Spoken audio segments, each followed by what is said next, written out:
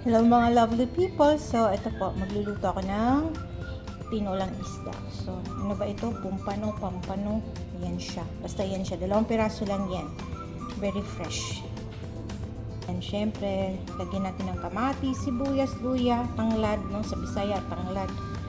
At saka, magic sarap. Yung palasa kung kulang pa konti, lagyan ko ng asin. Tapos, lagyan ko lang din ng saluyot. O, diba? So, let's start.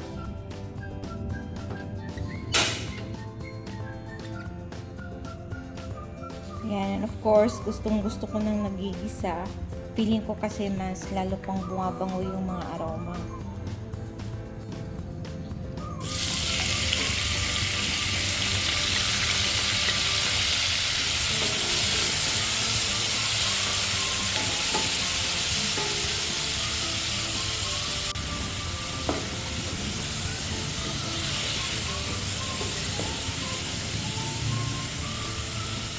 Muna sila.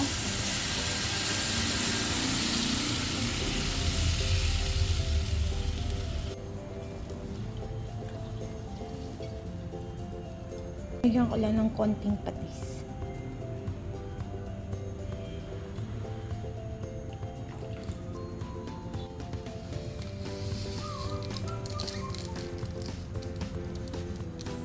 Yan, kumukulo na po. Super bango na. So, lagay na natin yung isda.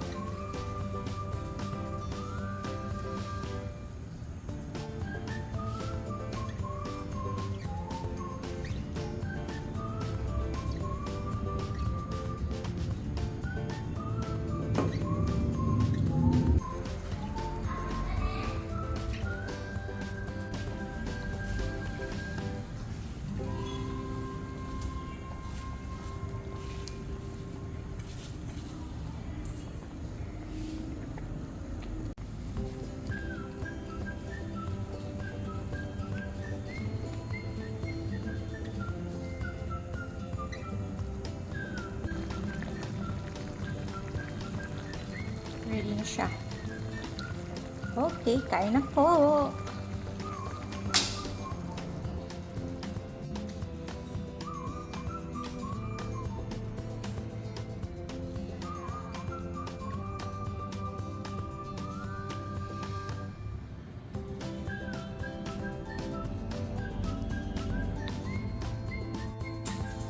Hello mga little people.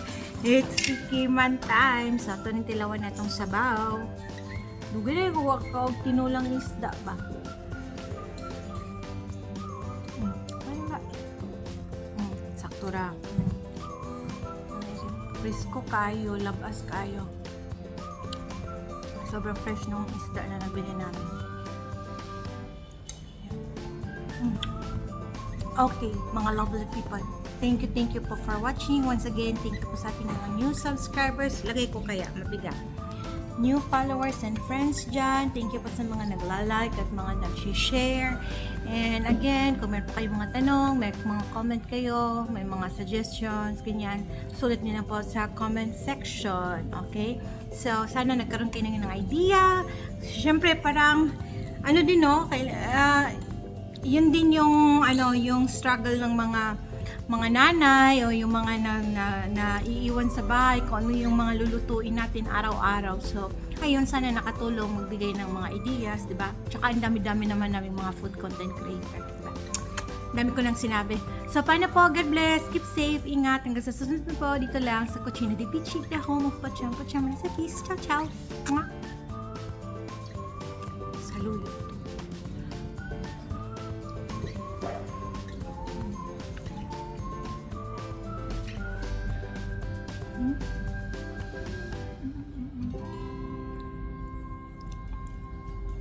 Init.